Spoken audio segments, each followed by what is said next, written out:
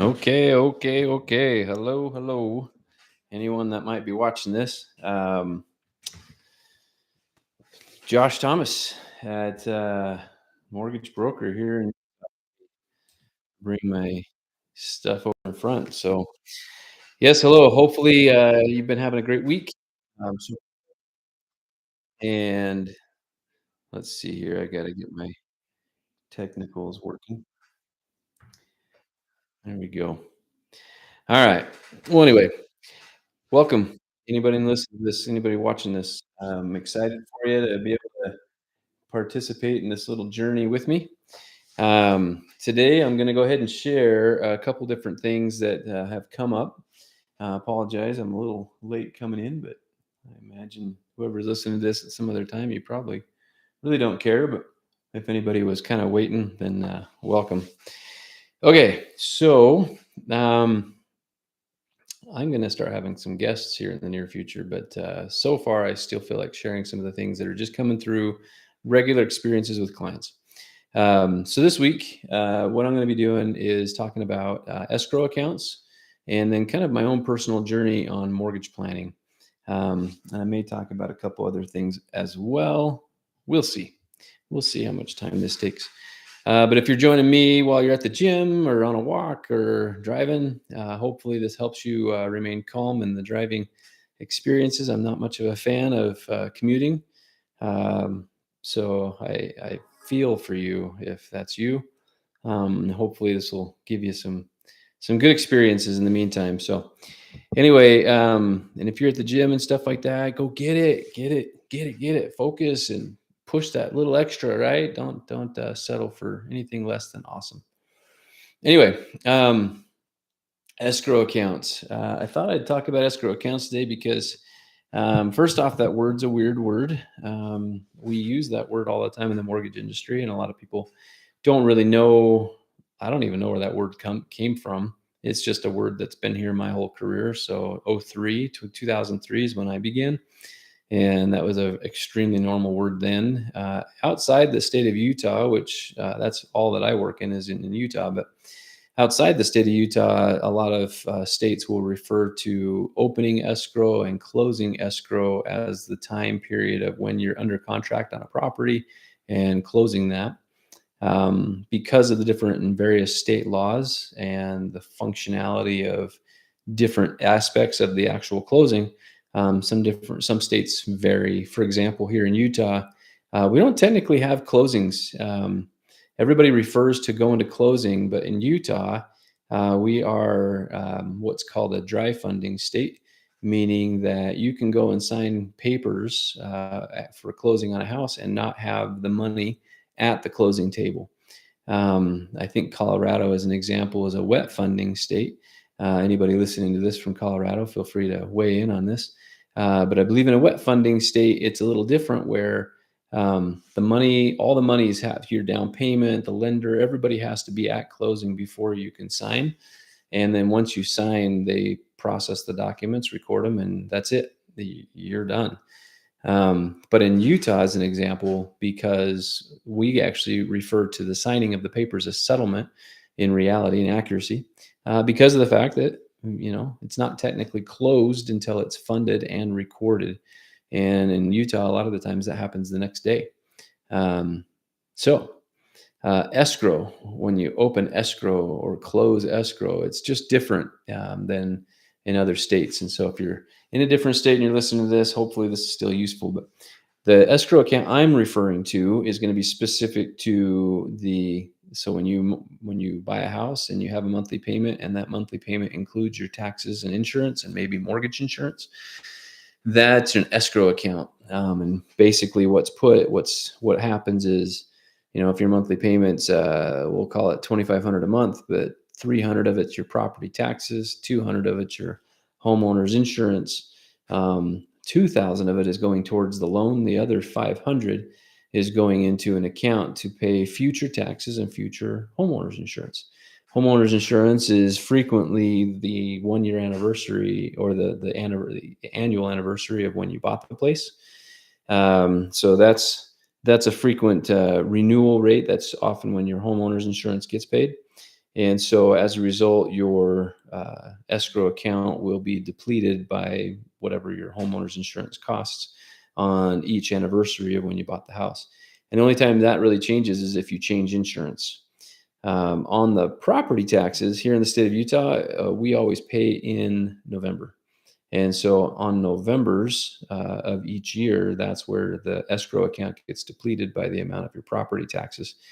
And oftentimes, people's escrow accounts get, we'll call it rebalanced in December and January. So, for example, if your property taxes were $2,500 last year, and then this year they're $3,000, well, the mortgage company's been collecting basically a little over $200 a month during that time in order to pay your property taxes.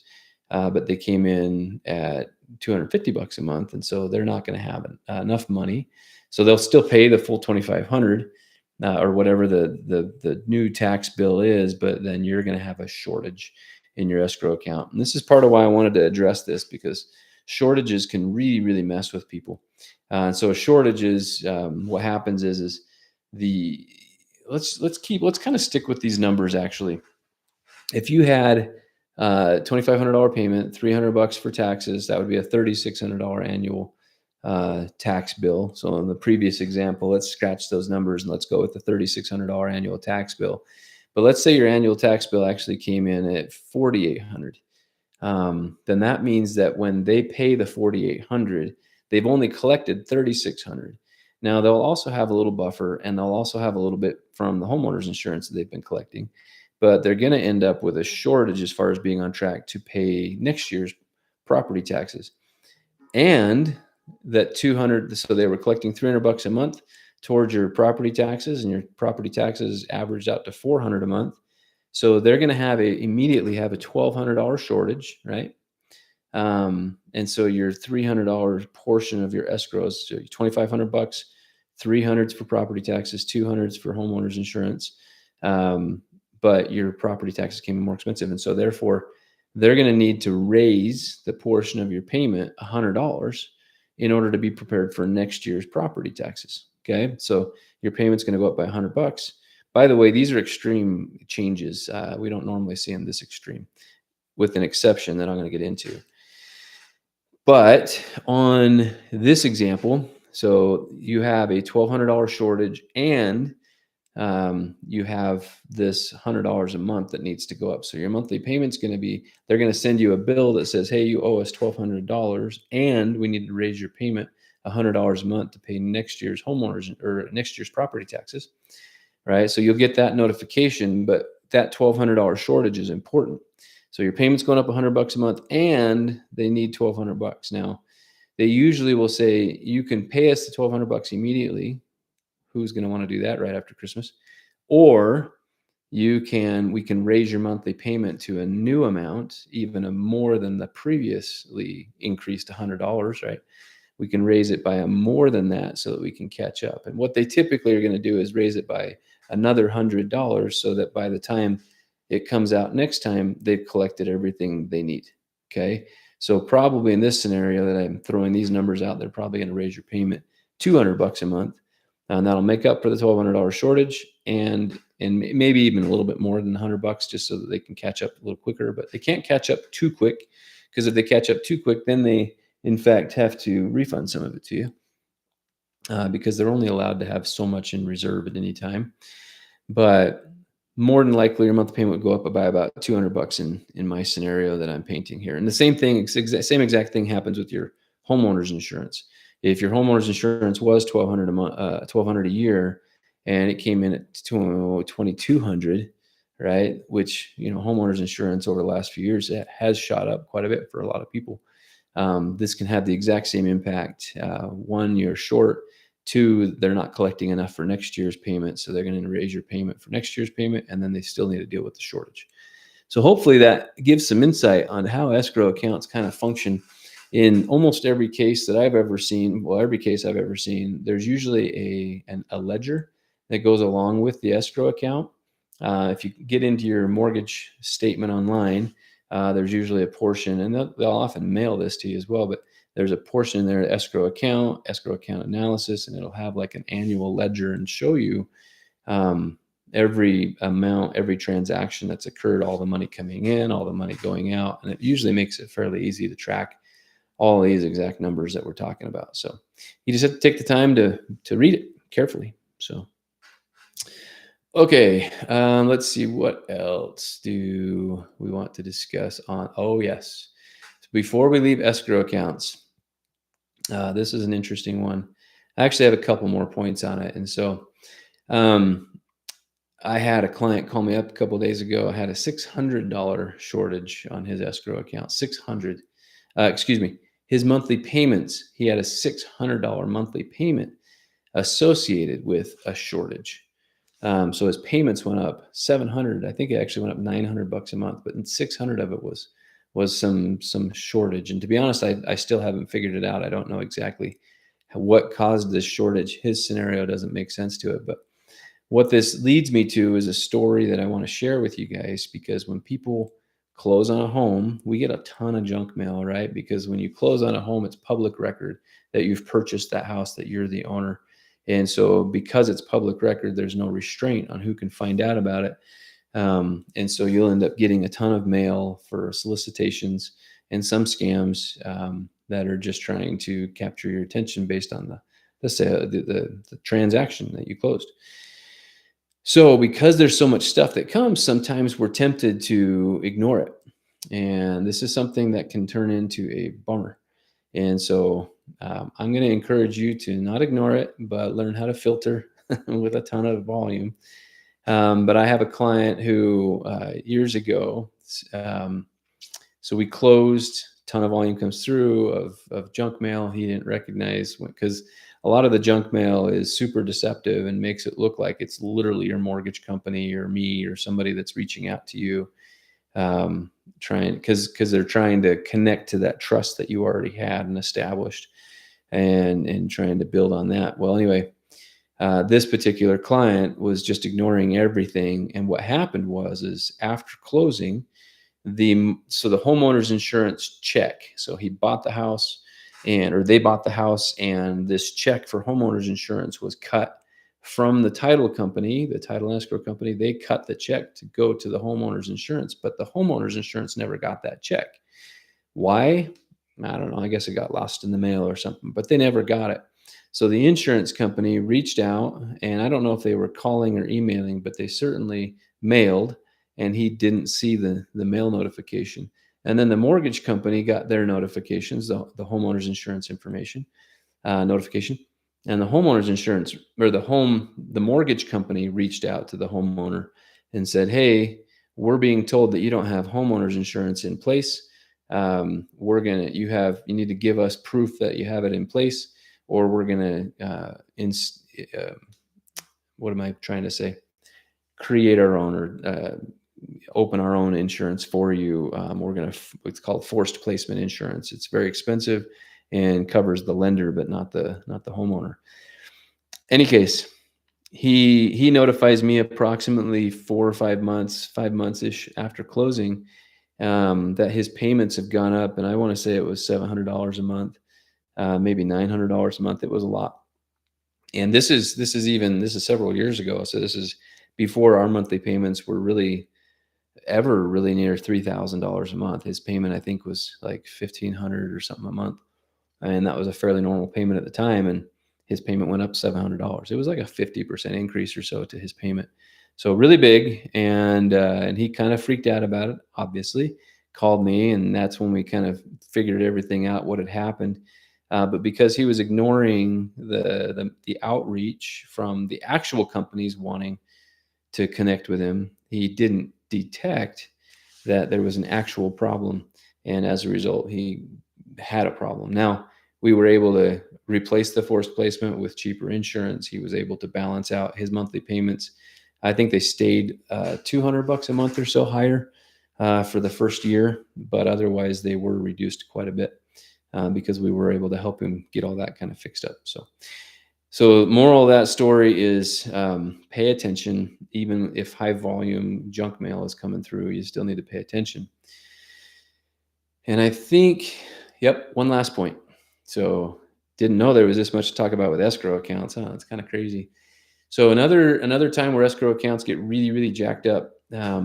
So when you build a house from scratch, the property taxes on that dirt before you built it are often little, like $300, $500 a year, not much, right? And it depends on the state of that property when you started buying it and the timing of the year. So taxes are typically assessed each year around August, September, somewhere in that time frame, maybe even July, somewhere in that time frame. So if you're building a house and your house is not complete by August, and you're closing around August, September, most likely the tax bill for that year is still going to be the 3, 4, $500 for the year. But when you go to close, the mortgage company is going to tax you, or it's going to project the taxes, because we know there's a house on it now. We know what property taxes are likely to be the following year. So we're going to set up the taxes more applicable, maybe $3,600 a month or a year. So the actual tax bill might be 3, 4, $500, but we're going to estimate a tax bill of maybe $3,600. And so you can see the discrepancy and what this discrepancy can create. So what can happen, and we warn all of our clients about this. So what'll happen is we'll collect enough at closing to pay the $3,600 tax bill in case it literally is assessed for $3,600, like we're estimating. But if it doesn't get assessed anything more than the 3 or 400, then 3,600 is not due. And so the mortgage company will then have collected the 3,600, and around December, January, they're going to refund the 3,600 to you. Cool, right? Just what we all want right after Christmas. The problem is then following year, so a year from now, the tax bill comes through. It's now assessed at 3,600. So let me back up one step. So they refund you the 3,600 and they drop your monthly payment way down, because your annual taxes were like averaged out to like $30 a month. So now they're not collecting 300 a month like they need to be. They're only collecting maybe 30, $40 a month. So when it comes time for next year's tax bill, they're going to have like a $3,000 shortage, maybe $3,200 shortage. So now your payment's likely to go up, back up the same amount that it just went down, and they're going to have that $3,600 shortage.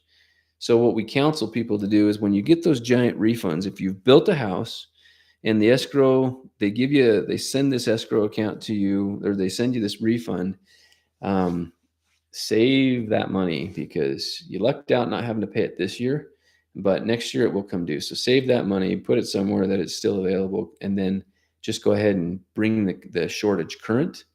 And then that way your monthly payment then falls in line with what you expected your monthly payment to be right out of the gate. So that can really wreak havoc on a lot of people's finances, especially in today's pricing, where a house might be $500,000-$600,000 that they're buying or building, and then the payment's swinging, $300, $400, $500 a month. It can really mess with people's budgets and stuff like that. So anyway, I have seen that many times. We built a house with a client years ago. It was a fairly good sized home. I want to say it was like 900 grand or $1 million or something like that years ago. And he got a $7,000 refund. And sure enough, he did hold on to the money, but his payment was like $900 difference. And then suddenly it swung almost double the other way, $1,800 more or something like that, because luckily he held on to the 7,000 and sent the 7,000, and then his payment went right back in line with what we originally closed it with. So escrow accounts, who knew that they could be so crazy? So, all right. Well, that's kind of the first part of what I wanted to share today. By the way, if you are listening to this, feel free, and please don't be a stranger. Go ahead and, shoot me a text message or a chat, drop a chat, say hi. And if you have any specific questions or scenarios you'd love for me to weigh in on, let me know. I would absolutely love to be able to address people's questions. The rest of this, the balance, I think, of this podcast or live broadcast, if you want to call it, I plan on basically addressing kind of my journey in mortgage planning Anybody that's been following me on social media has been hearing me talk about this concept of the fastest and safest way to pay off a house early. Let's get a few things straight. So, there's a lot of videos and social media people that'll get on there and say they'll start the message with something like, banks hate it when you do this, or banks don't want you to know this secret. And I don't blame them for marketing or advertising, throwing those hooks in there. But the reality is 99% of the videos I've seen are then followed by literally what the banks actually want you to do. So there's a lot to this topic. I'm not going to address this topic here. Feel free to check in on a bunch of my other videos, my shorts, or any of my long form videos, whatever. But the reality is that paying a extra to your mortgage, a 15-year mortgage, a biweekly payment, an extra $100 a month, using a home equity line of credit as a checking account and sending random amounts of money into the mortgage. All of these are nothing more than the same thing, which is trying to prepay my mortgage. When I prepay my mortgage, the idea is that I'm going to save tens of thousands of dollars decades in the future, and that tens of thousands of dollars is valuable, and so that I want to do it. Everybody seems to strive for that, right? Like, this is what I hope to be able to accomplish. The problem is most of that is honestly, I'm not going to call it garbage. I just about said that a second ago, and I realized it's not that it's garbage. If you get a mortgage and you do nothing more than pay your mortgage on time for the full 30 years, you're going to own a home free and clear in 30 years. And if you're in your 20s, you're going to be in your 50s when you own a home. That's not a bad thing. Hello? If you're in your 30s when you buy your first home, you're going to be in your 60s, right? All those are fine. There's nothing bad about them. But let's take an example of two people that are able to save money. One person saves money and they just put it in their online their credit union savings account for their whole life, for 30 years, right? Let's just say they saved $100 a month, and then I have no idea what that number is after 30 years. I could look it up, but it doesn't really matter. Whatever they save at the end of the 30 years, it's obviously going to be a big chunk of money, and it's obviously going to be valuable to them. But what you can probably already recognize is they've earned almost no interest on it the whole time. They just saved the money. Let's say this other person put the exact same amount of money away, but instead of putting it into their savings account that earned next to nothing, maybe they put it into like a mutual fund or their 401k or their IRA or whatever investment vehicle that they chose. Now, of course, those investment vehicles, sometimes they gain a lot, sometimes they lose a little, right? There's moments, but overall, I think the S&P 500 has averaged 9.2% over the last 30 years, 40 years. And if you're invested in something that's just basically invested in the S&P 500 as a whole, you're going to end up with about the same results, right? So even there were losses at times, there were bigger gains. And overall, in the end, that person, I don't have to tell you, is going to have a whole lot more interest that they have earned besides the money that they've saved. They've saved the money, just like this person, but then they earned a whole bunch of interest all along the way, and that person is going to have a whole lot more money. Well, that's the same concept. The same idea is there's the safe way is just putting your money away, and then there's the putting your money away with interest. That's probably the smarter way. Arguably, it's a smarter way, but it's a conversation, right? There's pros and cons. There's some risk. They might lose it. Depends on when they take it out, if they did lose any. Well, in the mortgage planning world, there are principles just like that at play. And a lot of times people don't recognize that those principles exist. So when somebody wants to go and pay extra on a mortgage, they recognize one of the principles is that they're paying interest. And so if they can prepay their mortgage faster, then they're going to not pay that interest. And of course, that saves them money. But what they're neglecting to pay attention to is that by choosing to put their money into the mortgage, they're saving the interest of the mortgage, but they're not earning any interest if they had put it somewhere else. And it's important to pause here for a second and go, what interest rate do I have on my mortgage? So first off, if you've got a rate in the 7s or beyond, you probably should make sure you talk to us, Maybe there's a good reason for it, but in most people's cases, they're going to be able to get rates, a point lower than that or so right now. And so you want to make sure that you got the best mortgage you can. But if your rate's a 6%, we'll call it, and let's just say you're making normal money, 120 grand or something like that, maybe a lot more. But if you're at least around the 120 grand mark, then you're going to be paying somewhere to the tune of about 25% of your income to taxes. Now they give you the standard deduction, which is almost 30 grand. But if you're paying tithing on top of that, when you go to itemize, you're going to itemize with the mortgage, right? If you have a mortgage, you're probably going to pay around 30 grand in interest. If you take that 30 grand and you're adding it to anything like tithing, for example, or charitable contributions, if you're paying a fair amount to those, suddenly you're going to have a 10 to 15, $20,000 bigger write-off than you did when it was a standard deduction. And when you get that bigger write-off, that means you're going to get a bigger refund. And that tax refund, as a result of paying your house payment, that tax refund means that Uncle Sam is giving you a refund for some of your mortgage that you've been paying, which means the 6% rate that you may have been paying all year, you actually aren't paying all of it. Uncle Sam's reimbursing you for a big chunk of it, right? It might be $100 a month. It might be $300, $400, $500 a month. It just depends on how big the refund is, right? But it could easily be 25% of the interest that you pay is now a refund to you.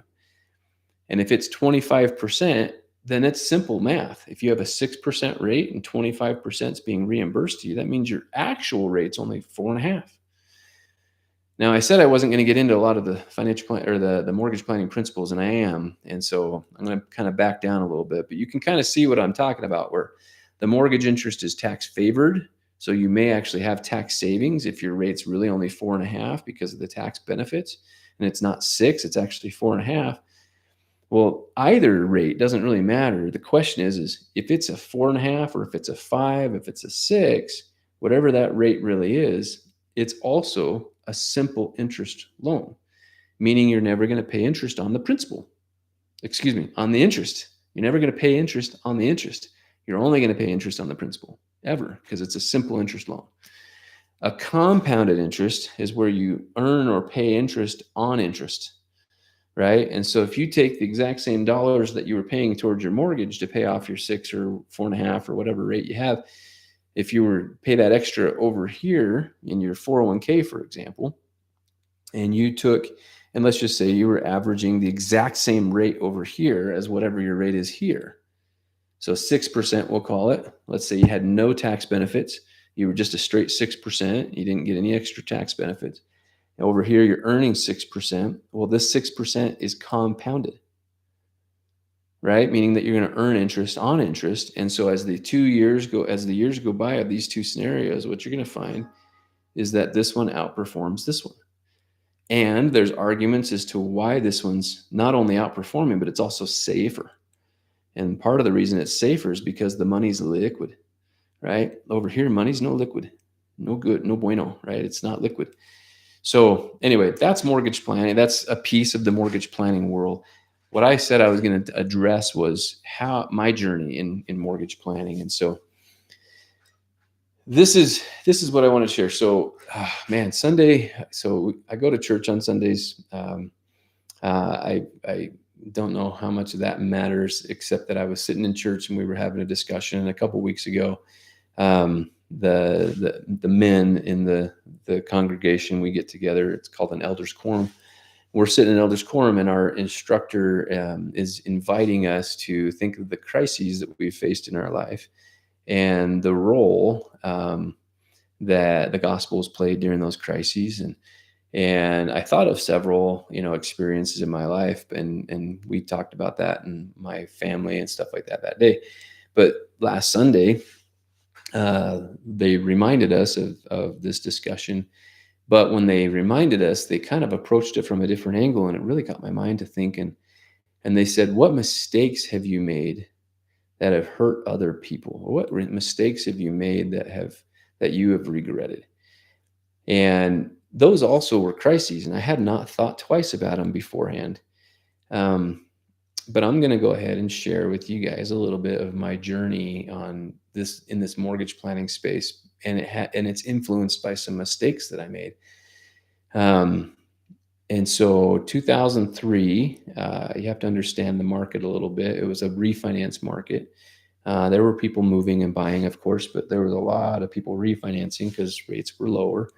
But then they started going up in '04, '03, '04, '05, and overall the market just kind of shrunk. And banks don't like it when markets shrink, so they invented this is what's called the credit boom. They invented a whole bunch of new loans that basically could be promoted and sold, and then everybody could keep making their fees and their interest. Well, anyway, if you know anything about the Great Recession, you'll know that there's a bunch of loans that were made that were basically bad loans, that both the banks and the borrowers were being really, really dumb to close. A lot of borrowers were not being responsible and were not taking the time to actually look at their paperwork and read it and understand it. Side note, when you're the borrower, when you're the person paying money, you're the boss. The boss is ultimately the one that's responsible for everything. The boss is the one who tells everybody what to do. And so a lot of people will go to closing when they're buying their house or they're refinancing, not knowing what's going on, but being embarrassed about making somebody make it make sense. Well, that's again back to the responsibility. That is your job, is to make us make it make sense to you. Don't reach out to anyone else, reach out to the lender. And if the lender can't make it make sense to you, get a new lender, right? Um, if you don't understand what's happening, then who's at the wheel, right? So, a little side note, take ownership. But back in the '04, '05 era, I remember giving loans to quite a few people that I literally thought, there is no way I would ever lend that person money. They have horrible credit, horrible job history. They are completely irresponsible. Why in the world would the bank ever lend them that money? And then, of course, when the dot bomb era came, or not dot bomb, sorry, the housing crash started happening. Then I realized, oh, okay, well, the lender's just as irresponsible, um, and maybe I even played a role in that.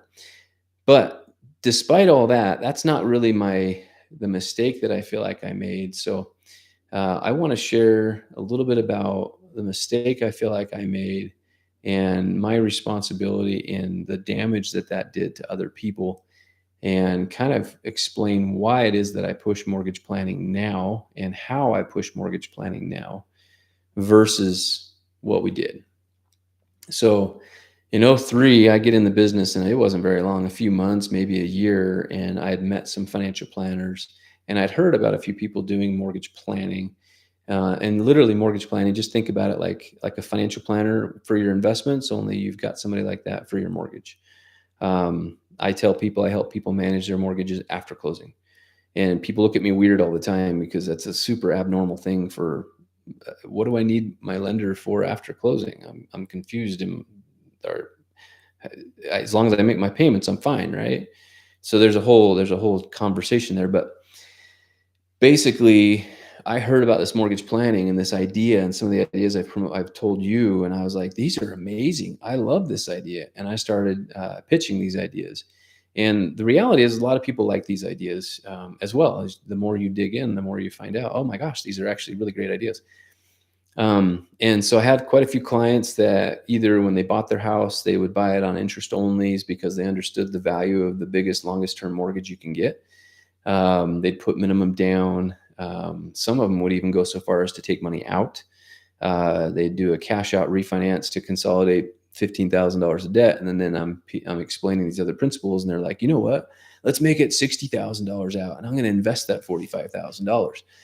And it was all good and fine, and everybody was excited and everybody loved it until 2008, when the market really started having a heart attack and falling apart, and people's home values started going upside down. And as I continued to stay in touch with my clients, I did stay in the business the whole time. It was a massive retraction in our volume, and as a result, massive retraction in the human resources in our, people working in the industry. But I stayed in. I was this my full-time only gig the whole entire time. I've been 100% commission since 2003. Even in that era, I was 100% commission. So uh, I can tell you some stories. So anyway, 2008, I'm staying in touch with my clients. 2009, and I'm starting to recognize a lot of mistakes at this point. A lot of the clients that liked my ideas, I'm starting to recognize didn't have the discipline to be given that money. So we'll use my example, the cash out, where they took $60,000 cash out and they used 15,000 to pay off their debts. Well, the other 45,000 was intended to be invested, but invested in what? Now, in my opinion, that was their responsibility to figure out. But what I realized happened is they didn't know how to figure it out. They hadn't been investing in anything. And if you don't know, you can't just go send 45 grand to your 401k. It doesn't work that way. And that's typically the only investment anybody has. There's a lot of normal American consumers, and that's their only investment. I have noticed that the millennials, in large measure, and some of the Gen Z, they have put themselves to learning early, and a lot of them actually have like Robinhood accounts or E-Trade accounts, and they have actually started some investing a little early, and that's been pretty cool. I've been pretty excited to see some of the wherewithal. Honestly, my hat's off to a lot of you, if that's you. But this example that I'm saying, where we gave them 60 grand and they had 45 left to invest. Well, they didn't know where to invest it. They didn't know a financial planner might be a good resource for them. They didn't know to interview a financial planner. They just had $45,000 sitting in their account. So I'm gonna state some obvious stuff at this point.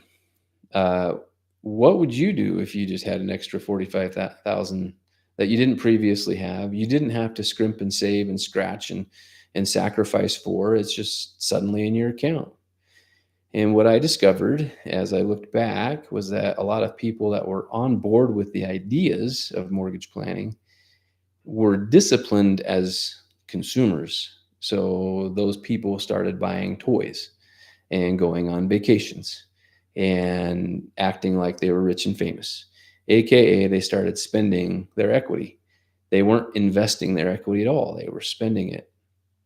And I watched probably dozens of clients that I had excitedly shared these principles with, and I would say I heavily encouraged them to do it, and I was excited when they wanted to do it. But and so I felt some personal responsibility when I found them. First off, now they're highly leveraged on their house, and they spent the money, so now they have nothing in savings. They got a bigger payment because they were supposed to invest that money and not spend it. And they went back into debt again because now that they spent it, they feel like they need to keep spending, but they didn't have any, so then they went back into debt again. And I watched a bunch of people basically make their home equity vanish. Some of them may have even lost their homes. I'm not real sure. I've lost touch with a lot of them. And when the house value goes upside down and you happen to be highly leveraged and you've spent all the money on consumerism, then you're going to find that when the house value drops, you don't really like your position. And I suspect several of them decided to let the house go, and they kind of started over. Now, ultimately, it is their responsibility to be intelligent and make these choices and their own disciplines. They need to be real enough and honest enough with themselves to recognize that their discipline was terrible. But this is something that I've taken personally. And so by 2010, I would say that I pretty much stopped talking about mortgage planning. I got hyper focused on just getting to be a really good purchase lender, helping people close on their houses quickly, easily. And I felt like that was probably my number one pitch for several years. But man, it just kind of kept eating at me all these years because the principles are sound principles. They're really great principles. Actually, they empower us, they grow us. And I started thinking about them again and again, 14, 15, 2016. I'm like, okay, this is just a better way of life. Why are we not talking about this with people? Why am I not teaching people this? And it really sat on me for a long, long time. And I really just didn't have the ambition and desire to bring it up. Um, and I'll be honest with you, this was a really large dose of humble pie for me. Um, it's a huge regret. It's a huge regret for the number of people that followed the principle that I enabled. I felt like I gave them enough rope to hang themselves, and I don't want to be a part of people's lives in that way, right? And so I was really bummed out about it after all those years. So what happened? What did I do? It's 2025. I've been heavily pitching mortgage planning ever since. What's changed? Why? Well, I recognize people's discipline is a problem. Um, I recognize that if people don't have the pattern already, this is a horrible idea to give them a bunch of money. Let's talk about a couple scenarios. In order for this to make sense, let's talk about a couple scenarios where you can see what I mean giving people money. So if somebody's selling a house and then they're going to buy a house, let's say they're going to walk away with, I think the scenario I was talking about last week, they were going to get 120 to 140,000 or something like that, right? Seems like it's a fairly common number for the divorced lady was experiencing the same amount of money. In any case, in a scenario like that, let's just say they're getting 120, $130,000. And if they put it all down on the next house, then they're obviously going to have a smaller monthly payment. They're going to owe a lot less. But if you know the principles of mortgage planning, that actually goes contrary to those. It's not a safer place to be. In fact, it's a safer place for the bank to be because you're putting larger and larger chunks of money down, which is a safer and safer investment for the bank, not for you. Because again, how do you get your money back out of a house? You have to refinance or you have to sell, right? There's no other option. A line of credit is a refinance, right? So um, guess what? When you lose your job, and that's moments when you might want that money out of the house, when you lose your job, you ain't getting a loan, right? And if you get a loan, it's a very expensive loan. I've got a loan right now that I can offer people that's almost a 9% interest rate, but you don't have to have any job. You know, if it's an investment property, that's a little different story because I can use the cash flow. I'm getting off track, but basically this is the point and principle that I'm getting at is that if you put the money down, it's a safer place for the bank, not for you. Okay. If you want that money back out of the house, it's hard to get. If you don't put the money down and you just have it in your investment account, well, anytime you need it, you can pull it out if you have the discipline to leave it there, right? So if somebody's selling a house and then they're going to go and they're talking to me about putting, we'll call it 30% down, or a mortgage planner would say, hey, how about you put 5% down and you take all the money, the leftover money, and you invest it. I'll call it 100 grand, right? That would be great if they have a pattern of investing, if they have the discipline and the wherewithal to be sound in their investments. So how has it changed? I still recognize and still believe that mortgage planning principles are superior and they will provide people safer, faster paths to get their home paid off. I can share you several examples to evidence that. But I recognize that people need to grow into that space.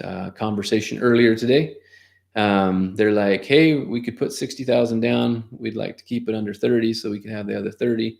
And I warned her, I said, well, I'm fine with you guys having the 30. That's a good place to be. Emergency funds are important. But my experience of watching people, if they didn't have to scrimp and save and sacrifice to get that 30,000, selling a house, for example, and taking a slightly bigger payment on a new house, that doesn't count. That's not scrimping and saving and sacrificing. But if they get that 30,000 that just shows up in their account, what I've noticed is that people get really loose with their spending. And so maybe what I would encourage them to do is actually put the full 60,000 down, get an equity line of credit in case they need it, right? Then they can at least still access it while they have the job. But then why don't they put some of that effort in now to scrimping, saving, and sacrificing, and start to grow that pattern? And so that's kind of how it's changed. Had another client 2 months ago, selling a house for 800, I want to say 850, buying another one for, I think it was pretty similar. And I think he was putting 600,000 down. That's a huge red flag for mortgage planning. And so, but recognizing that he didn't have a pattern of investing, I didn't want him to take all the money and invest it, because it's a good way to lose it. Even if he had the discipline to invest it, who's to say he's going to invest it in a good investment and not lose it, right? Some people go crazy and they take home equity and put it in cryptocurrency. Now, maybe you're making money in cryptocurrency, but I've only met two of my clients. I've only had two clients in, well, however long people have been talking about crypto. I've only had two that I would say have proven themselves to be good crypto investors.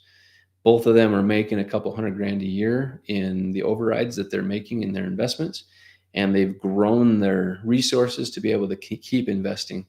And so they're living off of a couple $100,000 a year, but making even a little bit more than that. But they know when to buy, when to sell, what to buy, and what to sell. And they've worked into that. They've lost more money than most of us probably ever will. But they are averaging out a win. So what I guess this means to me today is, if you come to me and you have a history of investing, so both of them as an example, and you have success as an investor, then I will heavily encourage you to keep your house as highly leveraged with the biggest, longest term mortgage possible. If you're selling, I would have you put the smallest down payment on the next house and take all the money and put it wherever you're investing. If you're refinancing, I would probably encourage you to cash out refinance and take the most you can. If that's you, if you're actively successfully investing. If that's not you, you're probably only going to hear me teach you about mortgage planning. And then I'm going to start working with you as the years go by in our annual reviews to kind of help you get into that space. And then maybe one day that'll be you, or you've got a history of investing. And then that day, then I can show you what some of the cool kids are doing. But I'll never forget, there's this one guy that comes to me. He's an avid real estate investor, making great money. I don't know what his rates of return were. I never figured him out, but he was doing a really, way over 20% for sure. He was earning 20% plus on all of his investments. He came to me, and we pre-approved him putting 20% down. But a later subsequent conversation, I was like, why 20%, by the way? And I can't remember his reasoning, but my angle was, why not 5% down? You actively are investing and you're good at it and you're making money at it. There's next to no chance you're going to lose your money. But in this particular case, if the difference between 20% down and 5% down was like over $100,000, and I'm like, what would you do with another 100? And he's like, I'd go buy a duplex. And he did. And so we gave him 5% down. He literally did close on that duplex, I want to say, within a couple weeks after that closing. Another one, I know this individual has opened and closed, I don't know how many businesses he's closed, but opened well over 20 businesses in his lifetime. Has accomplished a goal of having over $1 million in cash. And that individual, I would heavily encourage to do 5% down, the very minimum down required period. I would never have him putting more than that down, because he knows how to make his money grow safely. And yeah, he's just going to do a much better job. And so then the follow-up argument to that is, when do you pay your house off? If you're earning 7, 8, 9, 10%, 20%, 50% on your growth of your money, do you ever pay your house off? And I suppose that's a philosophical question for another day. My church definitely teaches to pay your house off. But I recognize that in a lot of business, you can safely manage and work with debt as an investment tool. So I'll let everybody make their own choices on that, but I just encourage getting all the information. Don't make any blind decisions. Make educated, informed decisions, and then be prayerful about your determination. So anyway, that's pretty much it for the day. Thank you for spending your time and, joining me. Hopefully this is insightful, but I think I know a way to make it more insightful. If you will chime in the chat, tell me one or two things you liked or wished that or disagreed with, or give me some feedback, and we can start to give you some adjustments to what we cover. Make sure we address certain things. But these are some scenarios and thoughts that I had over the last week and thought it would be insightful to others to share. So with that, I will bid you a great rest of your week or night or morning or whenever it is that you're listening to this. Um, but man, just let your light shine. Be the very best you that you can be, and help this world to find the truth. So have a great day. Talk to you later.